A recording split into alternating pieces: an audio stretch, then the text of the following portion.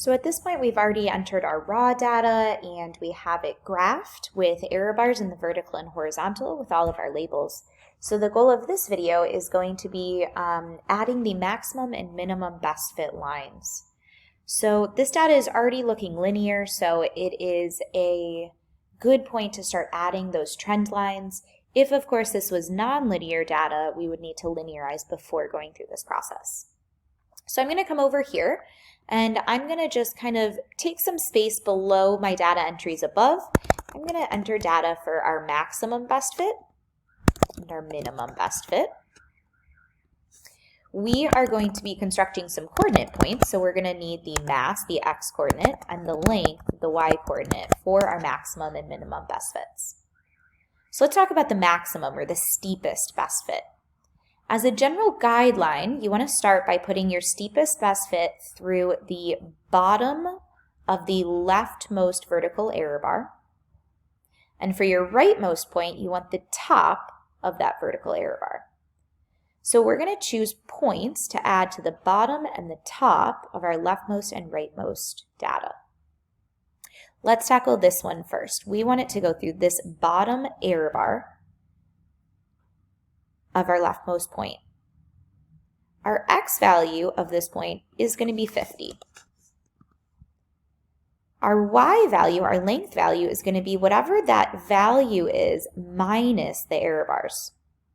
So at 50 grams, my y value, my length, was 150 centimeters with an error bar of 4. So I'm going to do 150 minus 4 to come up with 146. That will plot a point right here. We want to do the same for this point right here, where we're looking at the top of our vertical error bar on the rightmost point.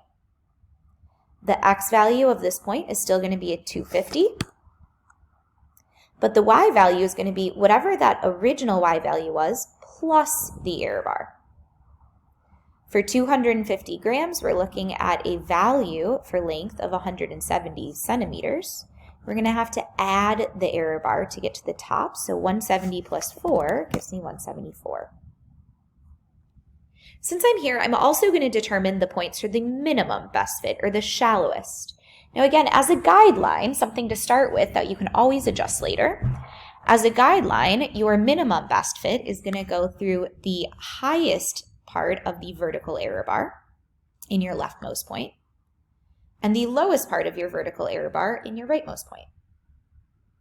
Let's start by writing the coordinates here. For the highest part of the vertical error bar in the leftmost point, my x value is still going to be 50. My y value is going to be whatever that original y value was plus the error bar. My y value for a mass of 50 grams was 150 centimeters, and the error bar was 4, so I'm going to take 150 and I'm going to add 4 to it. Coming on over here, we're looking for this point right here, the lowest part of the vertical error bar. The x value still 250. The y value being that original data point's value minus the error bar. At 250 grams, the original data point was 170 centimeters with an error bar of 4. So I'm going to do 170 minus 4, which gives me 166. So we have our points determined. We need to get them onto the graph. I'm going to click anywhere on the graph and go up to Chart Design. In Chart Design, I'm going to come over here to the Select Data in the upper right corner. I'm going to select Data. And you can already see that we have one series in there. I don't really like the series name. I would like to rename it that this is my raw data, just to help me keep track. We're then going to use this plus button to add another data set. Let's call this the maximum best fit. Don't worry about completing the chart data range, just the name, and then we're going to add the values. Here's our x values for the maximum best fit, and our y values for the maximum best fit line. When you hit OK, you're going to see these little orange dots appear, and those orange dots are exactly representative of the coordinate points that we just entered. I'm going to do the same procedure for my minimum best fit points. Select Data, add new series. We'll call it minimum best fit.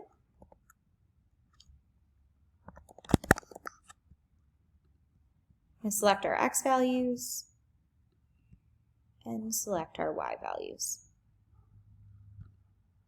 And now you see the gray dots appeared. At this point, you may catch any mistakes that you made in determining your points. It should look originally as a guideline, these points that we're seeing here. So let's add a trend line. We're going to come up to add chart element. We're going to go to add a trend line, and we want a linear. And this box is going to pop up and say, which data do you want me to add this trend line to? Let's tackle our maximum best fit first. So when I hit OK, that trend line appears. We are going to do a few things to this trend line. So I'm going to double click on the trend line. That'll open up the right menu. Notice that we're in the far right little kind of bars tab. One thing that I'm noticing is that this trend line is not extended forward or backwards, so we can't really see where it hits the y-axis. We can't make any predictions using this trend line outside of our data set. So I'm going to come down to the forecast, and I'm going to say, instead of going forward 0 periods, I'm going to tell it to go an extra 50, so that it'll go from 250 all the way up to 300. And when I click off, you can see that my trend line is now extended all the way up to 300. Do the same forecasting backwards. I'll say 50 periods backwards. That way, we can see it extend all the way to the y-axis. At this point, you can also hit Display Equation on Chart. And it's very tiny, but it'll come up right here. You can select that, go to your Home tab, and make that font bigger. I also recommend putting that this is your maximum equation. You could change this up to be in beautiful forms at this point. For example, the y value I could really replace with L in centimeters. And the x value I could really replace with mass in grams. Now, of course, these data points that we entered, they are just guidelines. So if these guidelines are not looking like the best fit for your data, you are able to adjust these. For example, let's say I adjusted 146. So this y value of this orange point right here, if I change that from 146 to, let's say, 140. When I change that here, it changes both the data point, it changes the trend line that goes through the data point, but one thing that does not update is the equation. So be very careful. If you are going to change any of your data points, you'll need to delete your equation, double click back on the trend line to open up your menu, and then display the new equation on the chart. Of course, you have to go back and change the formatting if you would like for it to match. Now, I would say that this was a pretty poor choice for this particular data set, so I'm going to go ahead and undo all of that. So at this point, we're pretty happy with the maximum best fit line, so I'm going to repeat the process for adding a minimum best fit. Again, click on the graph. That'll open the Chart Design tab. Add a chart element and a trend line that is linear. This time we'll select the minimum best fit. Automatically appears. Double-clicking on that will open the menu. We can forecast forwards and backwards. We can display the equation on the chart. Again, it turns pretty small. So we can take that equation and make it much bigger.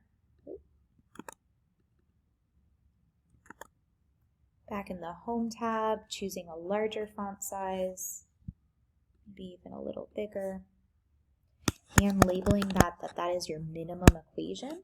If you would like, you can even add your variables. You can play with this formatting a little bit more. You can move this anywhere onto the chart. And there you have it. You have added your maximum and minimum trend lines. You have equations that you can now record on your paper. You can use those equations to write a proper average best fit equation.